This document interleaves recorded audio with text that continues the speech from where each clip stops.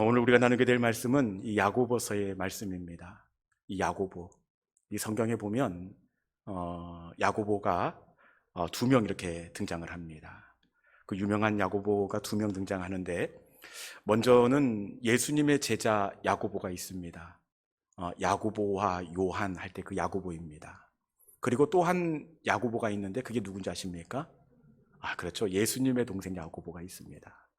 특별히 오늘 이 야고보서는 예수님의 동생이었던 야고보가 초대교회 가운데 보낸 서신입니다.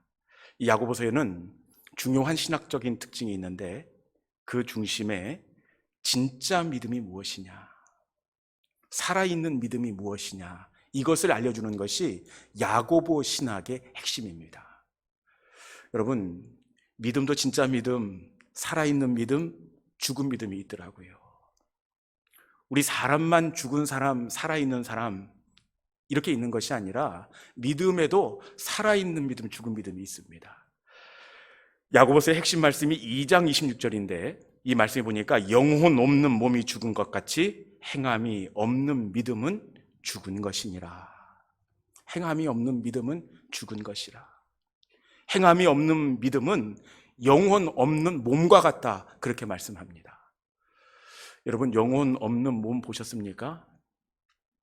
죄송한데 아무리 가깝고 사랑했던 가족이라고 하더라도 영혼이 떠나가면 가까이 하기가 어렵습니다. 여러분, 마찬가지로 가까이 하기 어려운 성도가 누구냐?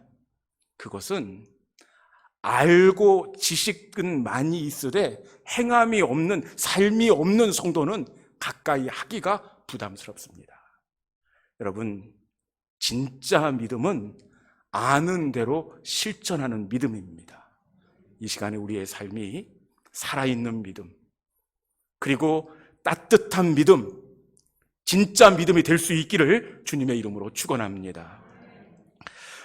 오늘 초대교회 가운데서는 진짜 믿음, 행함이 있는 믿음을 강조하는데, 오늘 본문 3장에서는 이 말에 있어서 온전한 사람이 되어라, 말에 있어서 세상 사람들과 이렇게 차이가 있는 구별된 삶을 살라, 이렇게 말씀합니다. 여러분, 왜 말에 있어서 우리가 조심해야 하느냐? 그것은 이유가 있어요. 세상 사람들은 그냥 말은 쏟아 놓으면 그냥 속이 후련하고 그 말이 공중으로 흩어진다, 이렇게 생각을 하는데, 이 성경의 쭉 말씀을 살펴가 보면 이 말은 공중에 흩어지는 것이 아니라 누군가의 가슴에 떨어져 영향력을 미치기 때문에 그렇습니다. 이 말에 대한 영향력에 대해서 몇 해 전 그 MBC에서 말의 영향력에 대해서 이렇게 그 영상을 편집한 두 분이 있는데, 이 말이 어떤 영향력을 미치는지 먼저 우리 영상을 한번 살펴보고 말씀을 이어가도록 하겠습니다. 여러분은 오늘 어떤 말을 가장 많이 하셨나요? 매일같이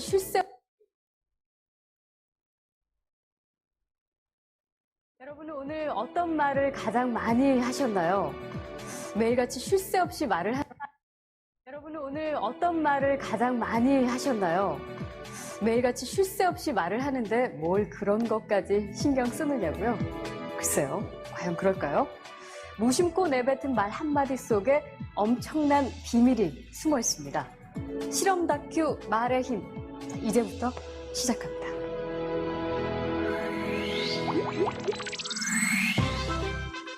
여기 막 지은 쌀밥이 있습니다. 그리고 각각의 병에 좋은 말과 나쁜 말을 붙이면 실험 준비는 끝입니다.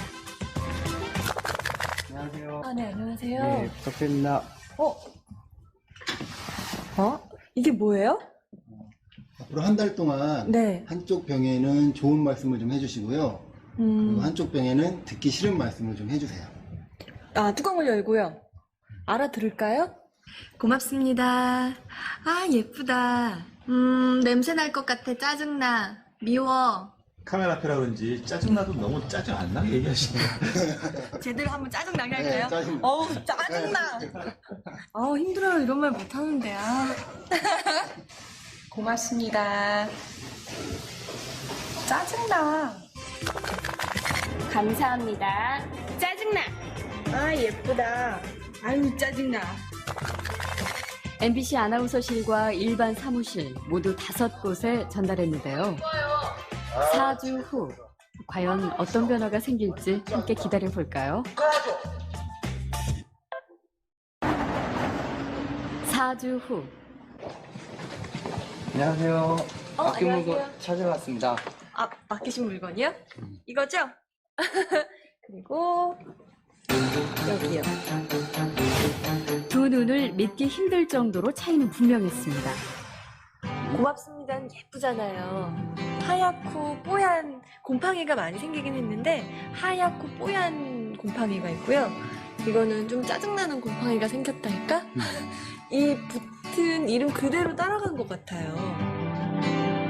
좋은 말을 들려준 쌀밥에선 구수한 누룩 냄새가 났지만 나쁜 말을 들려준 쌀밥은 썩어버렸습니다. 대체 어떻게 했길래 이런 차이가 난 걸까요? 사랑해 사랑해 너무 예쁘다 고맙습니다 다다다다다 쏘아붙고요. 그리고 나서 가끔 얘 보잖아요. 그럼 많은 얘기도 안 했어요. 너무 미워 짜증나 이렇게 하고 딱 놓거든요. 근데 저도 진짜 신기한 거예요. 차이가 이렇게 확연하게 보이니까. 저 사실 처음 이 실험 의뢰를 받았을 때 반신반의했거든요. 이 말 한마디로 이렇게 차이가 생길까. 근데 눈으로 딱 보니까 저도 사실 좀 안 믿겨지고요. 신기하죠. 귀가 어디 달린 것도 아니고 여기 세관고리관이 들어있는 것도 아닌데 혹시 우리가 모르는 귀가 밥에 있나요? 3, 4일부터 이쪽이 막 변화가 되니까 좋은 말을 해야 되겠다라는 생각? 그다음에 사람들한테도 속상한 일 있거나 이랬을 때도 좋은 말을 많이 해서 이 사람들이 더 변화됐을 때도 이렇게 변화되지 않을까라는 생각도 해봤어요. 굉장히 좀 놀랐고요. 처음에 주셨을 때는 과연 될까라는 생각을 많이 했었는데요. 이제 이렇게 된 거 보니까 이쁜 말을 좀 많이 써야 되겠다는 생각이 듭니다.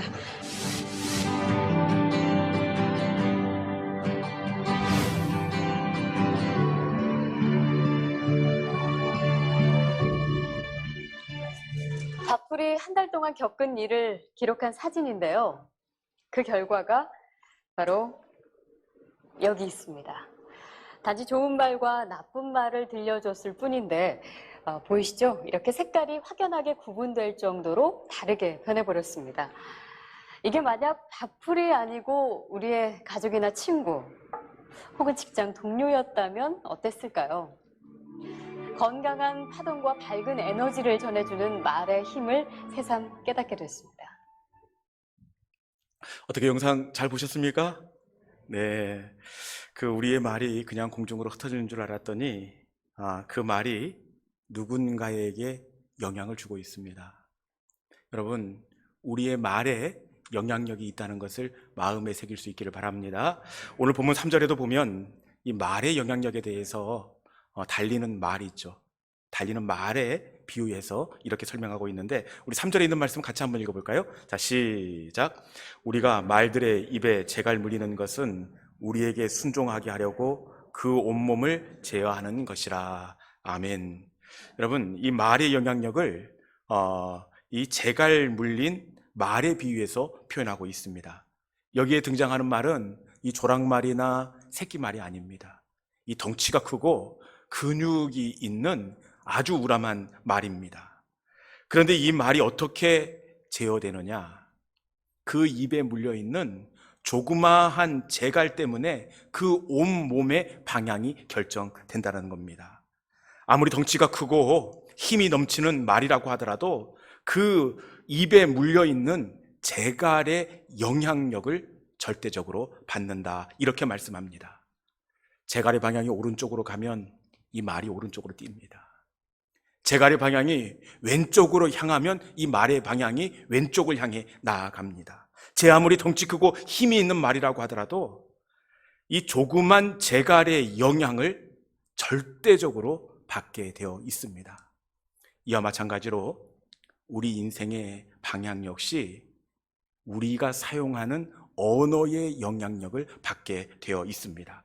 4절 말씀에도 보면 이 말의 영향력에 대해서 다시 한번 확인을 시켜주고 있는데 우리 4절 말씀도 한번 같이 한번 읽어볼까요? 자, 시작.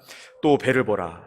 그렇게 크고 광풍에 밀려가는 것들을 지극히 작은 키로서 사공의 뜻대로 운행하나니. 아멘. 망망대해에서 배가 미끄러져 이렇게 흘러갑니다. 우리 생각에는 광풍에 밀려 향방 없이 가는 것처럼 보여지지만, 여러분, 배의 항로 역시 어떻게 정해진다 이렇게 말씀합니까? 키에 의해서 그 방향이 정해집니다. 그런데 이 키가 어떤 키? 지극히 작은 키. 배의 덩치에 비해 아주 작습니다. 그런데 이 작은 키의 방향에 따라 배의 항로가 정해지게 된다는 겁니다. 여러분, 우리 인생의 방향도 마찬가지입니다. 우리 인생을 항해라 이렇게 비유하지 않습니까? 인생의 고해를 이렇게 항해하는 그 배에 비유하고 있습니다. 우리 인생의 항해 역시 어떻게 정해지느냐? 어떤 사람은 꿈이 그 사람을 움직인다고 이야기합니다. 물론 틀린 이야기는 아닙니다. 그런데 그 인생의 방향을 결정하는 결정적인 영향력은 말이 되는 줄로 믿습니다. 그 성공 컨설턴트 이내화 소장이라는 분이 있는데, 이 성공하는 사람들을 이렇게 연구를 해보면 그 사람들의 말에 공통점이 있다는 겁니다. 그 성공한 사람들은 말투부터가 다르다. 이 칼럼 제목이 그렇습니다. 성공한 사람들은 말투부터가 다르대요. 성공한 사람들의 말의 특징은 늘 긍정적입니다. 따뜻하고 성취적이고 진취적이고 포근한 말을 사용합니다. 그런데 이렇게 그 우울증에 걸린 사람, 삶이 어려운 사람들의 언어의 특징은 이 말에 어떤 공통점이 있느냐? 늘 주눅이 들어 있습니다. 잘못했다, 나쁘다, 안 되겠다, 죽겠다. 여러분, 이 인생의 방향은 그 사람들이 사용하는 말의 방향대로 나아가게 되어 있습니다. 우리의 무심코 내뱉은 말이 우리의 인생의 방향을 결정한다면, 여러분, 우리의 입술에 대해서 지혜롭게 사용해야 되지 않겠습니까? 우리의 입술을 잘 다스리는 믿음의 성도들이 될 수 있기를 바랍니다. 우리 하나님은 이것을 우리에게 다시 한번 확인시켜 주시는데, 어떻게 확인시켜 주시느냐? 여러분, 하나님께서 싫어하시는 것이 뭡니까? 죄 짓는 거 싫어하세요. 살인하는 것, 간음하는 것, 도적질하는 것 하나님께서 싫어하십니다. 그래서 그 죄에 대해서 반드시 대가가 지불됩니다. 그런데 이 출애굽기에 보면 이스라엘 백성들이 광야에서 하나님 앞에 불평할 때 보면, 여러분, 우리 하나님께서 이들의 불평과 원망을 심판하십니다. 어느 정도로 심판하시느냐? 마치 도둑질한 것만큼이나 간음을 저지른 것만큼이나 원망하고 불평하는 그들의 그 언어에 대해서 우리 하나님께서 심판하십니다. 때로는 불뱀을 동원하셔서 물게 하시기도 하고요, 때로는 대적을 동원해서 그들의 손에 붙이기도 하십니다. 여러분, 이상하지 않습니까? 아니, 어떻게 불평과 원망과 그리고 도둑질과 간음과 그 벌의 강도가 똑같을 수가 있습니까? 아니, 말씀을 곰곰이 들여다보면 하나님은 원망과 불평에 대해 더 혹독한 심판을 하시는 것을 우리가 확인할 수가 있습니다. 여러분, 왜 하나님께서 원망하고 불평하면 반드시 질책하시고 심판하시느냐? 그것은 우리의 말이 창조의 능력이 있기 때문에 그렇습니다. 우리의 말은 그냥 공중으로 흩어지는 공기가 아니라 우리의 말에는 창조의 능력이 있습니다. 왜 우리 말에 창조의 능력이 있느냐? 그것은 우리가 누구의 형상대로 만들어졌죠? 하나님의 형상입니다. 하나님의 형상대로 만들어졌는데, 우리의 겉모습만 하나님의 형상대로 만들어진 것이 아니라 우리의 인격과 우리의 언어의 능력 역시 하나님을 닮아 있습니다. 하나님께서 말씀으로 빛이 있으라 하심에 빛이 있었고 땅은 심에는 채소를 낼지어다 말씀하심에 채소가 생겨났듯이 하나님의 형상을 입은 우리의 입술에도 하나님께서는 창조의 능력을 담게 해 두셨습니다. 그렇기에 하나님은 우리가 원망과 불평할 때에 질책하세요. 왜냐? 그 원망과 질책이 그냥 공중으로 흩어지는 것이 아니라 그 원망과 불평의 삶으로 만들어지기 때문에 하나님은 원망과 불평을 정말 싫어하십니다. 원망과 불평할 때마다 하나님은 혹독하게 그들을 원망하지 못하게 하십니다. 여러분, 이것을 누가 잘 알았느냐? 다윗이 이것을 잘 알았더라고요. 그래서 다윗은 무엇라고 기도를 하느냐? 시편 141편 3절 말씀에 보니까 이렇게 되어 있습니다. 여호와여, 내 입에 파수꾼을 세우시고 내 입술의 문을 지키소서. 여러분, 다윗의 이 간절한 기도는 입술에 파수꾼을 세우시고 입술의 문을 지키소서. 입술에 파수꾼을 간구하고 있습니다. 우리 생각에는 하나님 대적을 물리쳐 주시고 부와 명예를 주십시오 이렇게 간구해야 할 터인데 바울의 간절한 기도는 입술의 파수꾼입니다. 왜 그렇습니까? 이 다윗은 이 언어의 능력, 창조의 능력을 알고 있었기 때문입니다. 그런데 이 언어의 능력을 다윗만 알고 있었던 것이 아니라 그의 아들 솔로몬도 알고 있더라고요. 여러분, 아버지가 알려줬는지 어떤지 모르겠는데 이 입술의 능력을 솔로몬도 알고 있습니다. 우리 잠언 18장 21절은 우리 함께 자막이 나와 있는데 같이 한번 읽어보도록 하겠습니다. 자, 시작. 죽고 사는 것이 혀의 힘에 달렸나니 혀를 쓰기 좋아하는 자는 혀의 열매를 먹으리라. 아멘. 죽고 사는 것이 어디에 달려 있습니까? 혀에 달려 있는. 죽고 사는 것이 혀에 의해서 결정된다. 이렇게 말씀합니다. 혀가 움직이는 대로 그 생명의 결론이 이렇게 맺혀지게 된다. 이렇게 말씀합니다. 여러분, 우리가 사용하는 그 혀의 열매가 우리의 열매가 돼서 우리 가운데 맺히게 되는데 그 능력을 선물로 우리에게 하나님께서 주셨는데 여러분, 그 하나님의 선물이 여러분들에게 축복입니까? 저주입니까? 우리가 늘 일상생활 속에서 생각 없이 이렇게 쏟아내는 그 언어의 습관이 우리의 삶에 대해서 열매로 맺혀져서 내가 먹고 우리 자녀가 그 열매를 만나게 된다면 여러분, 이게 축복입니까? 저주입니까? 우리가 말의 의미를 다시 한번 우리의 신비에 새기시고 하나님께서 주신 이 선물을 선물처럼 복된 언어로 사용하는 우리 믿음의 성도들이 될 수 있기를 주님의 이름으로 축원합니다. 이제 말씀을 정리하겠습니다. 왜 우리가 입술을 제어해야 합니까? 그것은 우리의 혀는 작습니다. 그렇지만 말의 재갈처럼 배의 키처럼 우리 인생의 방향을 결정하기 때문에 여러분, 우리는 입술을 제어해야 합니다.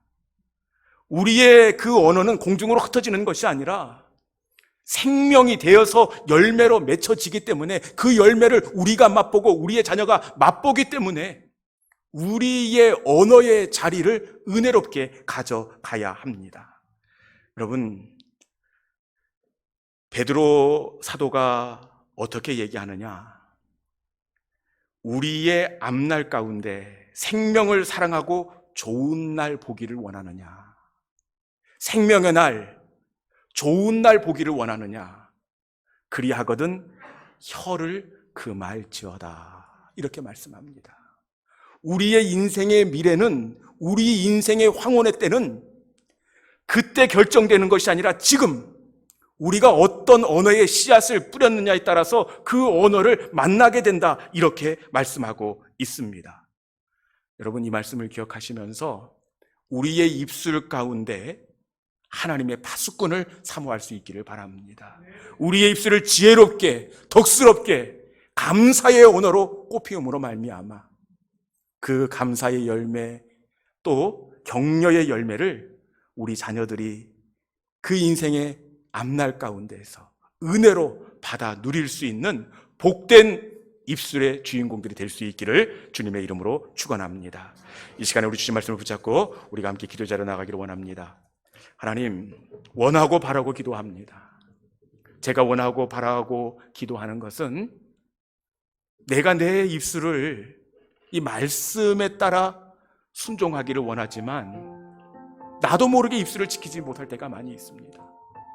하나님, 내가 하나님께서 주신 이 입술을 선물처럼 사용할 수 있는 것은 하나님께서 내 입술에 파수꾼을 세워주실 때에 성령의 능력만이 내 입술의 은혜를, 의미를 이렇게 선물처럼 사용할 수 있습니다.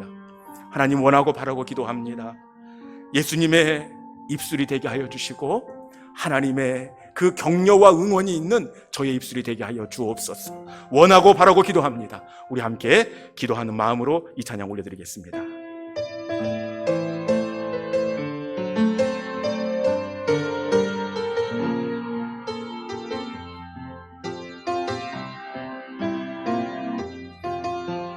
이 세상을 살아가는 동안에 이 세상을 살아가는 동안에 나의 힘을 의지할 수 없으니 기도하고 낙심하지 말 것은 주께서 참 소망이 되심이라. 다시 한번 할까요? 이 세상을 살아가는 동안에 이 세상을 살아가는 동안에 나의 힘을 의지할 수 없으니 기도하고 낙심하지 말 것은 주께서 참 소망이 되심이라. 하나님의 꿈이 나의 비전이 되고 예수님의 성품이 나의 인격이 되고 성령님의 권능이 나의 능력이 되길 원하고 바라고 기도함. 다시 한번 할까? 이 세상을 살아가는 동안에 이 세상을 살아가는 동안에 나의 힘을 의지할 수 없으니 기도하고 낙심하지 말 것은 주께서 참 소망이 되심이라. 하나님의 꿈이 나의 비전이 되고 예수님의 성품이 나의 인격이 되고 성령님의 권능이 나의 능력이 되길 원하고 바라고 기도. 하나님의 꿈이 나의 비전이 되고 예수님의 성품이 나의 인격이 되고 성령님의 권능이 나의 능력이 되길 원하고 바라고 기도합니다.